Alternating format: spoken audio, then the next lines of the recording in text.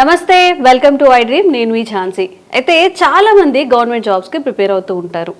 Government job అంటే సోషల్గా కూడా మనకు ఒక రెస్పెక్ట్ వస్తుందని, రిలేటివ్స్లో కానీ ఫ్రెండ్స్లో కానీ ఒక రెస్పెక్ట్ఫుల్ లైఫ్ లీడ్ చేయొచ్చు అని అనుకుంటారు. మరి వీడు చాలా తెలివైన వాళ్ళు, తిను చాలా తెలివైంది అనుకుంటుంటారు. కానీ వాళ్ళే గవర్నమెంట్ జాబ్ కొట్టడానికి చాలా లాంగ్ టైం తీసుకుంటూ ఉంటారు, ఎన్నోసార్లు అటెంప్ట్ చేస్తూ ఉంటారు. మరి ఒక గవర్నమెంట్ జాబ్ ప్రిపేర్ అయ్యేటప్పుడు అసలు ఫస్ట్ ఆఫ్ ఆల్ ఒక గవర్నమెంట్ ఆస్పిరెంట్గా మనం ఉండాలి అంటే ఎలా ప్రిపరేషన్ ఉండాలి, ఎలా చదివితే త్వరగా మనం జాబ్ క్రాక్ చేయొచ్చు, ఈ విషయాలని తెలుసుకుందాం. ప్రస్తుతం మనతో ఉన్నారు epitome IS academy director Sripal Reddy garu. వారితో మాట్లాడి ఒక క్లియర్ పిక్చర్ అయితే గవర్నమెంట్ జాబ్స్ గురించి ఈరోజు తెలుసుకుందాం. నమస్తే అండి. నమస్తే. పేదవాళ్ళైనా డబ్బులున్న వాళ్ళైనా గవర్నమెంట్ జాబ్ అంటే సొసైటీలో ఒక స్పెషల్ రెస్పెక్ట్. చాలామంది గవర్నమెంట్ జాబ్ కోసం వెళ్తూ ఉంటారు, కానీ ఇయర్స్ తరబడి అందులోనే ఉంటారు. చాలామంది 6 years 7 years ప్రిపేర్ అయిన వాళ్ళు కూడా ఉంటారు. మరి ఒక ఆస్పిరెంట్ త్వరగా గవర్నమెంట్ జాబ్ కొట్టాలి అంటే తన లైఫ్ స్టైల్ని మార్చుకుంటే మంచిదా, ప్రిపరేషన్ ఎలా ఉంటే మంచిదో ఈరోజు చెప్పండి. అంటే జనరల్గా ఏంటంటే ఎనీ ఎగ్జామ్, అంటే మీరు కాంపిటేటివ్ ఎగ్జామ్స్లో తీసుకోండి లేదా స్కూల్ ఎగ్జామ్స్లో కూడా తీసుకోండి.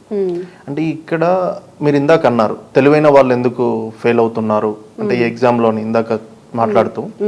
సో తెలివికి మనం జనరల్గా అయితే కొలమానం అనేది అయితే ఏది లేదు. అంటే వీడు తెలివైనోడు కాదా అనేది చెప్పలేము. వాడు పర్ఫామ్ చేస్తున్న సమ్ స్కిల్స్ని బట్టి సరే వీడికి నాలెడ్జ్ ఉంది, హీస్ ఎక్స్పీరియన్స్డ్, హీ స్కిల్ఫుల్ అనుకుంటూ ఉంటాం. బట్ ఈ ఎగ్జామ్స్కి వచ్చేసి ఏంటి అంటే మనకు నాకు ఎప్పుడు అనిపిస్తూ ఉంటుంది, అంటే స్టూడెంట్స్ని చూసేటప్పుడు ఒక స్టోరీ గుర్తొస్తుంది. ఏంటంటే ఒక రాజు ఒక ఇద్దరిని పిలుస్తాడనమాట. అంటే ఇక్కడ ఉన్న వాళ్ళల్లో మన రాజ్యంలో ఉన్న మంచి స్కిల్డ్ పాట్ తయారు చేసే వాళ్ళని ఇద్దరిని పిలవంటారా అని. అందులో ఒకడు ఎక్స్ట్రీమ్ టాలెంటెడ్. వాడిని పిలిచి అరే మీరు నాకు బెస్ట్ పాట్ ఎవడైతే తీసుకొస్తాడో వాళ్ళకు నేను చాలా బెస్ట్ ప్రైజ్ ఇస్తాను, మంచి బంగారు కంకణం ఇస్తాను, మీకు తీసుకురండ్రా అంటారు. సో వాడు వెళ్తూ ఉంటాడు. వాడు తెలివైన వాడు, ఎలాగో వాడు స్కిల్డ్ తెలివైన వాడికి తెలుసు కాబట్టి వాడు రాజు అడిగాడు బెస్ట్ కుండ చేయాలని, వాడు మంచి మట్టి కోసం వెతుకుదామని వెళ్తూ ఉంటాడు అనమాట, ఇంకా బెస్ట్ ఇవ్వాలని. సో ఇంకొక వ్యక్తి ఉంటాడు, వాడు కొంచెం యావరేజ్ పర్సన్. వాడు వెళ్ళి అంటే వాడిని ప్రయత్నం చేస్తూ ఉంటాడు అనమాట. ఒక 100 కుండల్లో టార్గెట్ పెట్టుకుని తీసుకెళ్తే అందులో ఒక 99తో 101 కుండను వాడికి ఆ పాట్ రెడీ అయి ఉంటుంది. వెళ్ళి రాజు దగ్గరికి వెళ్ళి సార్ నేను కష్టపడి ఇక్కడి వరకు తీసుకొచ్చాను, ఇది సార్ అని చూపిస్తాడు.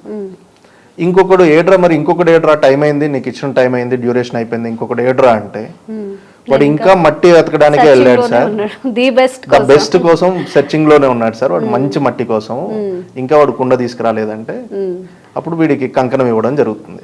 అంటే దీన్ని మనం గవర్నమెంట్ ఆస్పిరెంట్స్ కి అప్లై చేస్తే బంగారు కంకణం ఉద్యోగం అయితే నువ్వు ఎప్పుడు కూడా ది బెస్ట్ కోసం ట్రై చేయకూడదు. ప్రిపరేషన్ లో ఫస్ట్ నువ్వు స్టార్ట్ చేయాలి. అంటే నేను ద బెస్ట్ బుక్ చదువుతా, ద బెస్ట్ కాన్సెప్ట్ నేర్చుకుంటా, ద బెస్ట్ థింగ్స్ చేస్తా, నా ఆన్సర్ రైటింగ్ ని ఇంకా బెస్ట్ రాస్తా. First you have to start, you have to start the solving the questions. అది ఎప్పుడైతే చేస్తూ ఉంటే అంటే సాధనలో నీకు షార్ప్ అవుతూ ఉంటది తప్ప నువ్వు వెతుకుతుంటే ఆలోచనలో కూడా ఎప్పుడు షార్ప్ అవుతుంది. సో ఆలోచన పరంగా ఉన్న తెలివైన వాడికన్నా సో సాధన చేసే యావరేజ్ స్టూడెంట్ విన్ అవడానికి ఎక్కువ ఉంటది ఈ ఎగ్జామ్ లో. వాడు అంటే చాలా ఈజీగా స్టెప్ ఇన్ అవుతూ ఉంటాడు. ఇదే మెయిన్ రీజన్ అండి. ఈ యావరేజ్ స్టూడెంట్ ఎప్పుడు పేషెన్స్ తో ఉంటాడు. తెలివైన వాడికి ఏంటి అప్పటి వరకు అన్ని చాలా ఫాస్ట్ గా వచ్చేసి ఉంటాయి. అంటే వాడు ఎగ్జామ్ లో ఫాస్ట్ ఉంటాడు, స్కూలింగ్ లో ఫాస్ట్ ఉంటాడు, గ్రాడ్యుయేషన్ లో ఫాస్ట్ ఉంటాడు. ఇక్కడికి వచ్చేసరికి అదే ధోరణితో ఉంటాడు. బట్ ఈ ఎగ్జామ్ ఈజ్ డిఫరెంట్. ఈ ఎగ్జామ్ లో ఏంటంటే చాలా సాధన చేస్తూ పేషెన్స్ తో చదివితే ఎగ్జామ్ క్లియర్ అవడానికి స్కోప్ ఉంటుంది. పేషెన్స్ లో ఇంకేంటంటే స్ట్రాటజీ మిస్టేక్స్ కూడా ఉంటాయి. జనరల్ గా ఏమనుకుంటారంటే అంటే పిల్లల్ని నేను చాలా మందిని చూస్తూ ఉంటాను, ఈ ఎస్పెషల్లీ అంటే అశోక్ నగర్ ఏరియాలో ఇక్కడ కూడా సార్ మీ దగ్గర టెస్ట్ సిరీస్ ఎలా ఉంటుంది, మీ దగ్గర హ్యాండ్ హోల్డింగ్ మెంటార్షిప్ ఇస్తారా, ఈ క్వశ్చన్స్ అని అడుగుతూ ఉంటారు. నాకు ఈ మెంటార్షిప్, హ్యాండ్ హోల్డింగ్ మెంటార్షిప్ ఇవన్నీ కొంచెం ఫన్నీగా ఉంటుంది. నీకు ఎప్పుడు మెంటార్షిప్ అంటే నడవరానెప్పుడు నడక నేర్పినప్పుడు మెంటార్షిప్ ఈజ్ గుడ్, లేదు అంటే నీకు బల్బం బట్టి ఏబిసిలు నేర్పించినప్పుడు మెంటర్షిప్ ఈజ్ గుడ్. ఇప్పుడు నీకు నువ్వే మెంటర్, నీ స్ట్రాటజీ ఈజ్ యువర్ మెంటర్. ఎందుకంటే నువ్వు already your experience is different from others. అంటే ఒక BA గ్రాడ్యుయేట్కి ఒక బీటెక్ గ్రాడ్యుయేట్కి ప్రిపరేషన్ స్టైల్ సేమ్ ఉండదు. వీడికి మ్యాథ్స్ ఈజీగా వస్తుంది బీటెక్ గ్రాడ్యుయేట్కి, వాడు డేటా ఇంటర్ప్రిటేషన్ లాంటి కొన్ని లేదంటే CSAT లాంటి కొన్ని ఎగ్జామ్స్ ఈజీగా క్వాలిఫై అవుతాడు. BA గ్రాడ్యుయేట్కి అది టైం పడుతుంది. సేమ్ ఒకే మెంటారు ఇద్దరికి సేమ్గా చెప్పలేడు. సో నువ్వు ఎక్కువ సాధన చేయాల్సి ఉంటుంది, నువ్వు అక్కడ కొంచెం తక్కువ నువ్వు వేరే సబ్జెక్ట్ నేర్చుకోవడానికి ఉంటుంది. సో అందుకని ఈ హ్యాండ్ హోల్డింగ్ మెంటర్షిప్ అనే కాన్సెప్ట్ని పర్సనల్లీ ఐ డోంట్ బిలీవ్. నేనేది బిలీవ్ చేస్తానంటే నీకు మెంటార్ అయినా నీకు ఏదైనా కూడా ప్రీవియస్ ఇయర్ క్వశ్చన్స్ ఏదైతే కాంపిటేటివ్ ఎగ్జామ్స్ లోనే ఎక్కువ అప్లై అవుతుంది. ఎందుకంటే నీకు ఎగ్జామినర్ ఆల్రెడీ రిక్రూట్మెంట్ ఏజెన్సీస్ ఏ ఏరియాలో వాళ్ళు ఫోకస్ చేస్తున్నారో చెప్పారు. అంటే ప్రొఫెసర్స్ కి ఇంట్రెస్టెడ్ ఏరియాస్, క్వశ్చన్ పేపర్ ఎవరైతే తయారు చేస్తారో వాళ్ళు ఇంట్రెస్టెడ్ ఏరియాస్. అంటే నీ మెంటార్ చూసే దానికన్నా, అంటే నువ్వు అనుకుంటున్న సోకాల్డ్ మెంటర్స్ XYZ ఎవరైనా వాళ్ళకన్నా ప్రీవియస్ ఇయర్ క్వశ్చన్స్ నీకు చూపించే దారి, that is the best mentor. So అక్కడ నీకు థీమ్ అర్థమవుతే, అక్కడ లాజిక్ అర్థమవుతే, దెన్ నువ్వు ఈజీగా గెట్ ఆన్ అవడానికి ఉంటుంది ఎగ్జామ్ లో. సో అలాంటి ప్రీవియస్ ఇయర్ క్వశ్చన్స్ కి సంబంధించి దాన్ని ఎలా చేయాలి, ఆల్రెడీ ఎక్స్పీరియన్స్ ఉన్న నీ సీనియర్, నీ బ్రదర్ అయినా ఉండొచ్చు, నీ ఫ్యాకల్టీ అయినా అయి ఉండొచ్చు, నీకు నువ్వే తెలుసుకుంటే నువ్వైనా ఉండొచ్చు. అప్పుడు మీరే బెస్ట్ మెంటార్. అంతేకాని నీకు చెయ్యి పట్టుకొని నేర్పించి లేదంటే అరటిపండు ఒలిచి నోట్లో పెట్టి అంత సింపుల్ గా ఈ ఎగ్జామ్ అయితే ఉండదు. నీ own style of strategy is different కాబట్టి నువ్వు దాన్ని ప్రాపర్ గా దాన్ని అర్థం చేసుకొని ప్రీవియస్ ఇయర్ క్వశ్చన్ సాల్వ్ చేసుకోగలిగితే అప్పుడు నీకు క్లియర్ గా ఎగ్జామ్ ఏంటో తెలుస్తుంది. దెన్ నీ హార్డ్ వర్క్ ని బట్టి, అంటే నీ సాధనని బట్టి నీకు ర్యాంక్ రావడానికి స్కోప్ ఉంటుంది. అండ్ ఇంకొక క్వశ్చన్ ఏంటంటే, జనరల్ గా కాంపిటేటివ్ ఎగ్జామ్ కి మనం వెళ్ళినప్పుడు కొంతమంది బ్యాంక్స్ ప్రిపేర్ అవుతుంటారు, SSC అంటారు, రైల్వే అంటారు. అంటే ఇట్లా మల్టిపుల్ థింగ్స్ ప్రిపేర్ అవ్వడం, అటెంప్ట్ చేయడం మంచిది అంటారు, లేదంటే stick on to only bank, only SSC లేదా రైల్వే లేదా గ్రూప్ డి, అలా పర్టికులర్ నాకు ఇదే కావాలని చెప్పి వెళ్ళడం ఏది మంచిది? రెండిట్లో ఏ పద్ధతి మంచిది? అంటే జనరల్ గా సిలబస్ ని బట్టి నీ ప్రిపరేషన్ ఉండాలండి. అంటే నీ గ్రూప్స్ ప్రిపేర్ అవుతూ నేను వెళ్ళి SSC CGL రాస్తా అంటే కుదరదు. లేదా SSC CGL ప్రిపేర్ అవుతూ నేను వెళ్ళి గ్రూప్స్ రాస్తా అంటే కుదరదు. ఎందుకంటే అక్కడ ఇచ్చే టైం ని బట్టి ఉంటుంది. గ్రూప్స్ లో జనరల్ స్టడీస్ ఎక్కువగా ఉంటుంది. సో ఇక్కడ జనరల్ స్టడీస్ కి ఎక్కువ టైం ఇవ్వాలి. SSC CGL ఇలాంటి ఎగ్జామ్స్ లో ఆప్టిట్యూడ్ అండ్ రీజనింగ్ అంటే మ్యాథ్ బ్యాక్గ్రౌండ్ ఉండి లేదా మ్యాథ్ లో మంచి కొంచెం పట్టున్న వాళ్ళైతే ఆ ప్రాక్టీస్ ఎక్కువ చేయాలి. దానికి ఎక్కువ టైం తీసుకుంటుంది. సో నీ టైం ఇన్వెస్ట్మెంట్ ఎక్కడ పెడుతున్నావు, ఆ సిలబస్ ఏంటో దాన్ని బట్టి నువ్వు ఎగ్జామ్ ప్రిపరేషన్ చేయాలి. మీరు అన్నట్టు ఎందుకు ఇది వస్తుంది అంటే, నేను చాలా మంది స్టూడెంట్ని చూశాను. UPSC ప్రిపేర్ అవుదామని వస్తారు, దాని తర్వాత అది గ్రూప్ 1కి అవుతుంది, గ్రూప్ 1 నుంచి గ్రూప్ 2కి అవుతుంది, గ్రూప్ 2 నుంచి దెన్ ఆఫ్టర్ పోలీస్ కానిస్టేబుల్ లేదంటే ఇలాంటి ఇంకా వేరే ఎగ్జామ్స్ ఏముంటాయో ఈజీగా క్రాక్ చేయడానికి ఈజీగా ఉన్న ఎగ్జామ్స్ అటు సైడ్ వెళ్తూ ఉంటారు. ఇది రీజన్ ఎందుకు అంటే 2 థింగ్స్ ఇక్కడ మనం బాగా గుర్తుపెట్టుకోవాలి. ఫస్ట్ వన్ వచ్చేసి నీకు ఏ ఎగ్జామ్ పైన ప్యాషన్ ఉంది. సెకండ్ థింగ్ వచ్చేసి నీ financial independence. That is very most important thing. ప్రిపరేషన్కి వచ్చినప్పుడు చాలా ఫైర్ మీద ఉంటాం. మన పేరెంట్స్కి కూడా మన పైన చాలా ఇష్టం ఉంటుంది. నువ్వు ఏం కాదు ముందుకెళ్ళు, నేను పెడతా, నీకు ఎంత అంటే అంత నేను చూసుకుంటా అంటారు. ఈవెన్ బిలో మిడిల్ క్లాస్ లేదా పావర్టీ లైన్కి దగ్గర ఉన్న వాళ్ళు కూడా నువ్వేం కాదు చూసుకుంటా అంటారు. 1 year తర్వాత నీ ఇంజనీరింగ్ ఫ్రెండ్, నీ డిగ్రీ ఫ్రెండ్ ఏదో జాబ్లో ఉంటాడు.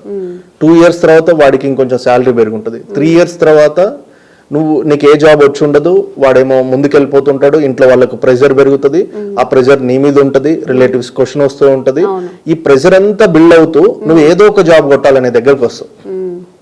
అంటే నాకు ఏదో ఒక జాబ్ కావాలనుకుంటావు. అప్పుడు నువ్వు అనుకున్న గోల్ ని మర్చిపోయి ఏదో ఒక జాబ్ లో వెళ్తూ ఉంటావు. అప్పుడు ఏ జాబ్ కొట్టలేని పరిస్థితి వస్తుంది. సో ఎప్పుడైతే నీకు ఫినాన్షియల్ ఇండిపెండెన్స్ ఉంటుందో అది ఫస్ట్ చూసుకోవాలి. అది ఉన్నప్పుడు నువ్వు ఏ జాబ్కి వెళ్ళినా కూడా, నువ్వు ఈ ఎగ్జామ్ ప్రిపరేషన్ కూడా అంత నీ ఓన్ హ్యాండ్స్ లో ఉంటుంది. కాబట్టి ఫస్ట్ నీకు ధైర్యం ఉంటుంది. అంటే నిన్ను ఎవడు వెన్ను తట్టేటోడు లేకపోతే నిన్ను నువ్వు వెన్ను తట్టుకుంటావు ఆటోమేటిక్ గా. సో ఏ బ్యాక్గ్రౌండ్ లేనోడికి బ్యాక్ బోనే బ్యాక్గ్రౌండ్ అన్నట్టు. సో నీ బ్యాక్ బోన్ నువ్వు స్టిఫ్ చేసుకోవాలి ఫస్ట్. అది స్టిఫ్ అవ్వాలంటే ఫినాన్షియల్లీ నువ్వు స్ట్రాంగ్ అవ్వాలి.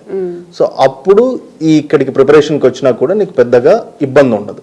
సో ఇలా ఎందుకు అంటే స్టూడెంట్స్కి కన్ఫ్యూజన్లోకి వెంటనే ప్రిపరేషన్ మార్చేయడం, ఈజీ జాబ్లు ఎత్తుక్కోవడం ఎందుకు జరుగుతుందంటే మెయిన్ రీజన్ ఇదే. సెటిల్ అవ్వాలి సెటిల్ అవ్వాలనే ప్రెషర్ పెరుగుతుంటాయి. ఈ ఎగ్జామ్స్కి ఎస్పెషల్లీ కొంచెం యూపీఎస్సీ లేదంటే గ్రూప్ 1 కానీ మీరన్న బ్యాంక్ జాబ్స్ కానీ ఇట్ విల్ టేక్ టైం అండి. అవును, 3 to 4 years టైం పడుతుంది. ఇంకా తెలుగు మీడియం బ్యాక్గ్రౌండ్ నుంచి, రూరల్ బ్యాక్గ్రౌండ్ నుంచి వచ్చిన పిల్లలకైతే ఇంకా చాలా టైమే పడుతుంది. అందులో ఎవరన్నా ఫర్ ఎగ్జాంపుల్ నా పక్కన ఉన్న ఫ్రెండ్ వాడు 1 yearకే కొట్టేశాడు కదా, ఇంకోడు 2 yearsకే కొట్టేశాడు కదా, నాకెందుకు టైం పడుతుంది అంటే వాడికి ఉన్న స్కిల్ సెట్ వేరు ఉంటుంది, నీకున్న స్కిల్ సెట్ వేరు ఉంటుంది. ఫస్ట్ ఆ స్కిల్స్ ఏంటో రాసుకో.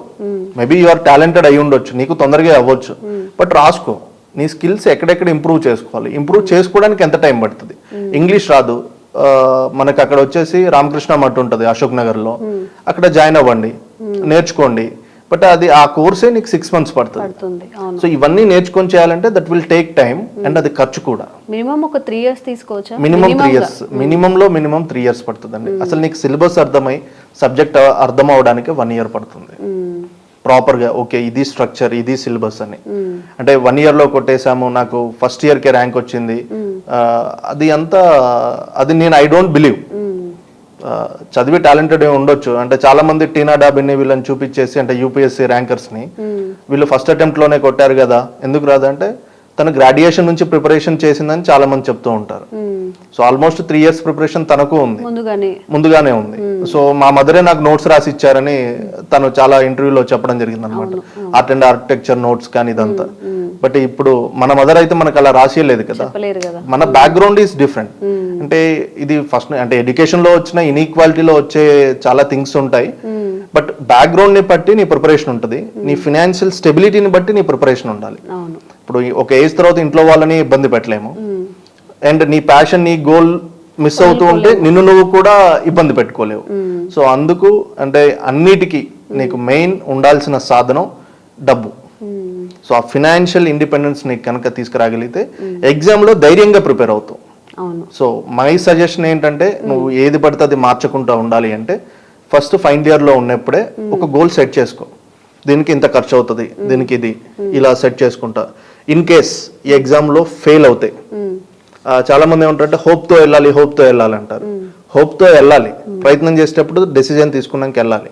బట్ ముందు వెళ్ళేటప్పుడు కూడా కీడించి మేలించాలని మన పెద్దోళ్ళు చెప్పినట్టు ప్లాన్ బి కూడా కాదండి. ఫెయిల్ అవుతే ఏంటి, యూ షుడ్ బి రెడీ. అది ఎనీ కైండ్, బట్ ఫెయిల్ అవుతాని స్టార్ట్ చేయకూడదు. ఫెయిల్ అయినా నిలబెట్టుకొని అదొక స్టెప్పింగ్ స్టోన్ గా తీసుకొని మళ్ళీ నేను విజయం వైపు వెళ్తా తప్ప నేను 80% ఇక్కడ ఆగిపోను అనే దృఢ సంకల్పంతో స్టార్ట్ చేస్తే. అంటే నేను చూసిన విధానంలో ఒక సేయింగ్ ఉంటుంది, success has many fathers, failure is an orphan. అంటే విజయానికి ప్రతి ఒక్కడు నావాడే వీడు నావాడే అని అందరు వస్తూ ఉంటారు. నువ్వు ఫెయిల్ అవుతే నేను అనాథగా ఒంటరిగా వదిలేస్తాను. ఈ విషయంలో ఇంకా చాలా ఎక్కువగా ఉంటుంది ప్రెషర్. మనం ఎక్కువ టైం తీసుకునే కొద్దీ ఇంటికి వెళ్ళినప్పుడు కూడా ఏంటి మీ అమ్మాయిని ఇంకా చదివిస్తున్నారా, మీ అబ్బాయిని ఇంకా చదివిస్తున్నారా, తను ప్రైవేట్ జాబ్ చేసుకుంటున్నారు కదా, అందరూ ప్రైవేట్ జాబ్ చేసుకుంటున్నారు, ఏ గవర్నమెంట్ జాబే కావాలా, ఇలాంటివి చాలా వింటూ ఉంటాం కాబట్టి.